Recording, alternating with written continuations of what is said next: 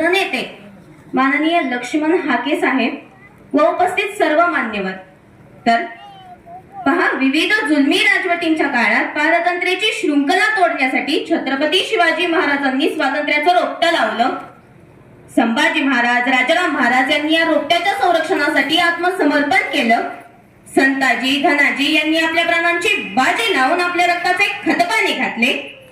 बाजीराव पेशवा, महादजी शिंदे, मल्हारराव होळकर यांनी हा स्वातंत्र्याचा वृक्ष जोपासला, वाढवला. परंतु मल्हाररावांची सून अहिल्याबाई होळकरांनी मात्र या स्वराज्याचे रूपांतर सुराज्यात केले व आपल्या अजोड कर्तृत्वाने आणि शुद्ध चारित्र्याने आपला कीर्तिरूपी ठसा या प्रत्येक भारतवासियांच्या मनात उमटवला. म्हणूनच आज सर्वप्रथम मी या व अशा अनेक महापुरुषास व महास्त्रियास वंदन करते. तर पुण्यश्लोक अहिल्याबाई होळकर, 70 वर्षांचं सुफळ आयुष्य, दुःखाचे आघात सोसत सोसत पुढे गेलेलं व्यक्तिगत जीवन, स्वकीयांकडून सन्मान घेत घेत त्यांच्याशी सामनाही देत देत पुढे गेलेलं राजकीय जीवन, असा हा आयुष्याचा त्रिपदरी गोफ. परंतु अमृत काळ हा निर्माण करावा लागतो. तसेच तो जागता व तेवता ठेवण्यासाठी मनगटात अमृत असावं लागतं, जिद्दीचं. कोणीतरी येऊन आपला विकास करेल यापेक्षा आत्मविश्वासातून प्रकाश तेवता ठेवण्यासाठी आपणच जिद्दीनं पेटलं पाहिजे, अशा प्रकारची शिकवण ज्या पुण्यश्लोक अहिल्याबाई होळकरांनी आपल्याला दिली, त्या पुण्यश्लोक अहिल्याबाई होळकरांच्या त्रिशताब्दी जन्मवर्षानिमित्त भूतकाळ न विसरता आजचं गांभीर्य लक्षात घेऊन उद्या काय करायचं याविषयी आपल्याला नक्की काय उपाययोजना ठरवता येतील. तर सर्वप्रथम एक गोष्ट लक्षात घ्या की एखाद्या वडाच्या झाडाची संपूर्ण ताकद ही त्या झाडांच्या बियांमध्ये असते. एका दृष्टीने पाहायचं झालं तर त्या सर्वच बिया एकसारख्याच असतात, परंतु त्यांपैकी काही बिया या मातीत रुजतात व त्यांचा वटवृक्ष निर्माण होतो, तर काही बिया या रोपाच्या अवस्थेतच मरून जातात. का? कारण त्या बियांवर माती, पाणी, निसर्ग यांचे व्यवस्थितरित्या संस्कारच होत नाही, म्हणून त्यांपैकी काहींची वाढ खुंटते, तर काही बियांवर व्यवस्थितरित्या संस्कार होतात, म्हणून त्यांचा वटवृक्ष निर्माण होतो. आणि अगदी याच प्रमाणे अनादी अनंत काळापासून निर्मित होत आलेल्या इतिहासाच्या पानोपानी आपण जेव्हा पाहतो, तेव्हा विविध महापुरुषांच्या, महास्त्रियांच्या इतिहासातून एक गोष्ट अत्यंत प्राकर्षाने आपल्या लक्षात येते. ती म्हणजे मुळात इतिहास हा महान पुरुषांचा, महान स्त्रियांचा कधीच नसतो, तर इतिहास हा सामान्य माणसांच्या अर्थपूर्ण कृतींचा आणि संस्कारांचा असतो. म्हणूनच तर शून्य पार्श्वभूमी आणि अत्यंत कनिष्ठ अशा समजल्या जाणाऱ्या धनगर समाजातील मल्हारराव हे आपल्या लखलखत्या तलवारीच्या पात्यावर आणि संस्कारांच्या जीवावर अटके पार झेंडे रोवत अवघ्या मराठेशाहीच्या आधारस्तंभ ठरतात, तर कधी सीना नदीच्या काठावर मल्हाररावांच्या व बाजीरावांच्या नजरेस पडलेली अहिल्या आपण जे उभारले आहे ते यावत प्राण रक्षावे असे म्हणत अखंड भारतभर आपली कीर्ती पसरविते. आज पुण्यश्लोक अहिल्याबाई होळकरांच्या त्रिशताब्दी जन्मवर्षानिमित्त हे सर्व लक्षात घ्यायची, लक्षात आणून देण्याची माझी पार्श्वभूमी अशी की मागील काही काळापासून धनगर समाजाच्या स्थिती, गती आणि प्रगतीचा आज आपण जेव्हा आढावा घेतो, तेव्हा एक गोष्ट अत्यंत प्राकर्षाने मला इथे नमूद करावीशी वाटते, ती म्हणजे एकीकडे भूतकाळाच्या जीवावर, याच इतिहासाच्या जोरावर आपण राज्यकर्ती जमात होण्याचे प्रयत्न करत आहोत, तर दुसरीकडे मात्र स्वाभिमान गहाण ठेवणारी, साहेब मी तर आपल्याच जोड्यातला, अशा प्रकारची भाषा आपण वापरत आहोत. म्हणजेच उक्ती एक आणि कृती एक अशा प्रकारचे वर्तन आपले चालू आहे. आज आपण ज्या चंद्रगुप्त मौर्याच्या होळकरशाहीच्या इतिहासाचा अभिमान बाळगत राज्यकर्ती जमात होण्याचे फोल प्रयत्न करत आहोत, त्यांच्या इतिहासातील जन्म, मृत्यू, विवाह इत्यादी अशा पारंपरिक गोष्टींना बाजूला ठेवत या सर्वांचा सार काय आहे, सारांश काय आहे याचा आपण कधी विचार केलाय का हो? आपला पानोपानीचा स्वाभिमान जागृत करणारा इतिहास आपल्याला वारंवार हेच सांगतो की वर्षानुवर्ष तप आधी करावे लागतात. म्हणूनच आपल्याकडे एक म्हण सुद्धा शिरूढ आहे की तपा अंती फळ.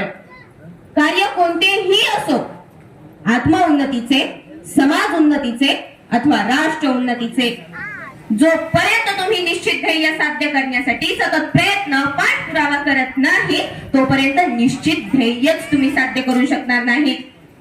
कारण इतिहासात चाणक्याला चंद्रगुप्त एकदा सहजच म्हटला की आचार्य, किती छान झालं असतं जर एवढी सगळी मेहनत, कष्ट, प्रशिक्षण न घेता अखंड भारताचा सम्राट जर मला सरळ सरळ मार्गाने होत आलं असतं तर.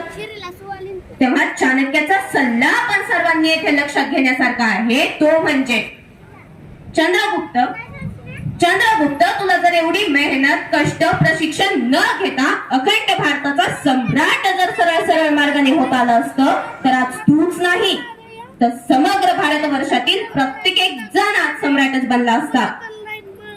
म्हणूनच बांधवांनो, या छोट्याशा उदाहरणावरून एक गोष्ट तुम्ही लक्षात घ्या की समाजाच्या मुख्य प्रवाहात जर आज तुम्हाला यायचे असेल, कुठेतरी तुम्हाला तुमचे वर्चस्व जर निर्माण करायचे असेल तर मेहनत, कष्ट आणि प्रशिक्षण घेतल्याशिवाय दुसरा पर्याय तुमच्या हाती नाही. विविध ठिकाणी जयंती निमित्त आपण जेव्हा असं म्हणत असतो की आमचा इतिहास हा धार्मिकतेचा नाही तर तलवारीचा आहे, लढाई युद्धाचा आहे, तेव्हा हे सर्व क्षणिक म्हणण्यापर्यंत ठीक आहे. परंतु एक गोष्ट तुम्ही तंतोतंतपणे येथे लक्षात घ्या की लोकशाहीच्या या युगात इतिहास हा धार्मिकतेचा असो अथवा तलवारीचा, इतिहास हा इतिहासच आहे. कोणाच्या म्हणण्यावरून तो कधीही बदलणार नाही. उलट बदलणारी एकच गोष्ट आपल्या हातात उरली आहे, ती म्हणजे वर्तमान. आणि वर्तमान जर तुम्हाला बदलायचा असेल तर इतिहास फक्त मुखोद्गत असून भागणार नाही, तर इतिहास आपल्याला काय सांगतो हे लक्षात घेणे ते सर्वप्रथम गरजेचे ठरते.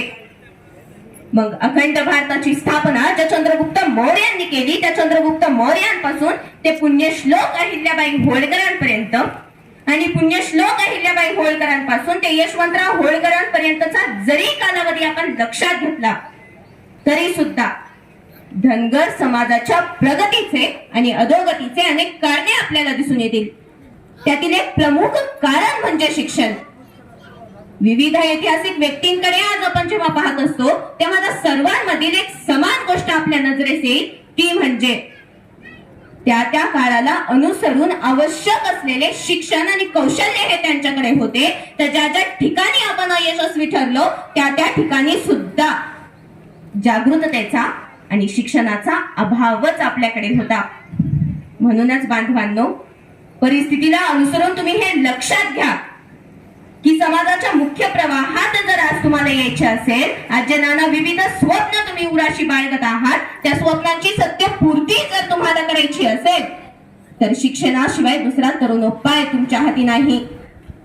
कारण एखाद्या समाजाची प्रगती हा तो समाज किती पुढारला, तो समाज राजकीय चळवळीत किती सक्रिय झाला किंवा त्या समाजातील प्रत्येक एका व्यक्तीची आर्थिक मालमत्ता किती यावरूनच फक्त ठरत नसते, तर त्या समाजाचे चारित्र्य कसे आहे, त्या समाजातील महिलांची सामाजिक आणि आत्मिक उन्नती किती झाली, त्या समाजातील सुशिक्षितांचा टक्का किती वाढला, या सर्व गोष्टींवरून एखाद्या समाजाची प्रगती ठरल्या जाते. आणि प्रगतीच्या या सर्वच निकषांवर जर आपल्या धनगर समाजाची पिछेहाट असेल तर कोणत्या राजकीय आणि सामाजिक उन्नतीचे स्वप्न तुम्ही पाहता आहात? आजही तुमचा दृष्टिकोन जर मुलींसाठी, स्त्रियांसाठी चूल आणि मूल इतकाच असेल, तिला परिपूर्ण शैक्षणिक साहित्य, उत्कृष्ट दर्जाची शैक्षणिक संस्था, शिक्षणाच्या नाना विविध संधी उपलब्ध करून देण्याऐवजी जर आजही तुमचे मन तिच्या विवाह सोहळ्यासारख्या अखंड बंधनाच्या क्षणिक सुखात रमत असेल तर पुण्यश्लोक अहिल्याबाई होळकर तुम्ही किती जाणून घेतल्या हो?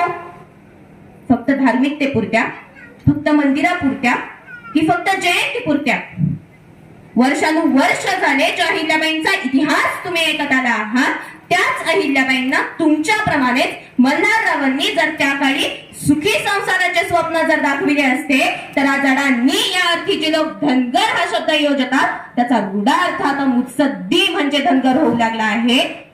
कोणामुळे? तर एका स्त्रीच्या अर्थपूर्ण कृतीने आणि शिक्षणानेच ना. म्हणूनच बांधवांनो, शेवटी जाता जाता मी तुम्हाला एवढेच म्हणते की एक स्त्री शिकली तर कुटुंब शिकले. शिकेल, कुटुंबाच्या पाऊलतीच्या प्रगतीच्या पावलासोबत पुढे पडेल आणि मग समाजाचा आणि राष्ट्राचा सुद्धा विकास होईल. मग समाजाच्या आणि राष्ट्राच्या विकासासाठी का असेना प्रत्येक मुलीला, स्त्रीला जेव्हा तुम्ही शिक्षणाचे स्वातंत्र्य उपलब्ध करून द्याल तेव्हा खऱ्या अर्थाने पुण्यश्लोक अहिल्याबाई होळकरांचे विचार तुम्ही आत्मसात केले हे सिद्ध होईल. एवढे बोलून मी आपली रजा घेते. मनःपूर्वक धन्यवाद.